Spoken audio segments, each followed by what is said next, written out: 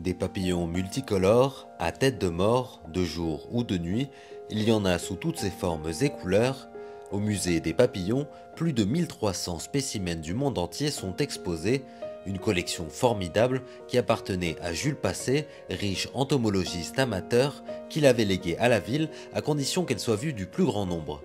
Mais le musée ouvre en 1914, au tout début de la Première Guerre mondiale. Effectivement, le musée a une histoire très tumultueuse pendant ce XXe siècle. Une première ouverture en 1914 avec la Première Guerre mondiale, une seconde ouverture prévue après la reconstruction de la ville de Saint-Quentin en 1939. Et là, Seconde Guerre mondiale, il a fallu, encore une fois, fermer le musée. Le musée déménage plusieurs fois après la Seconde Guerre mondiale, au palais de Fervaques, à l'ancienne bibliothèque municipale, pour enfin arriver à l'espace Saint-Jacques, où les papillons sont exposés depuis 1989. Le musée a une collection qui est plus spécifiquement tropicale et exotique. On a très peu de spécimens endémiques à la région Picarde, par exemple. On va avoir surtout de l'exotique et des grands spécimens. Notamment, on a là le Thysania de Guyane, qui est le plus grand papillon du monde. Ici, le deuxième plus grand papillon du monde, qu'on appelle l'Attacus atlas. L'Attacus atlas a une particularité, le bout de ses ailes imite une tête de serpent.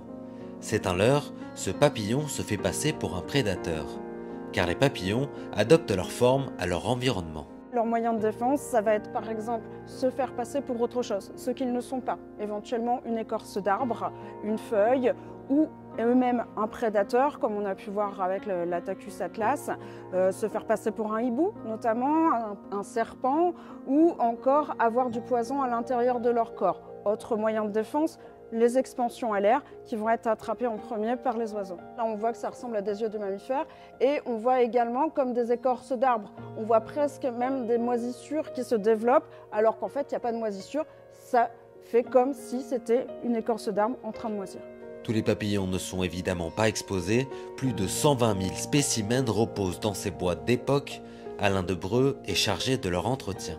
Mon travail, c'est justement de restaurer les boîtes de papillons, certaines boîtes de papillons, parce que des fois on peut retrouver des boîtes qui sont très anciennes et des boîtes qui sont à refaire, à reconditionner d'ailleurs. On peut très bien trouver des boîtes de papillons vraiment en très mauvais état. Ce que je fais, je prends une boîte neuve de 39/26, donc le même format que cette boîte-là où je dois refaire.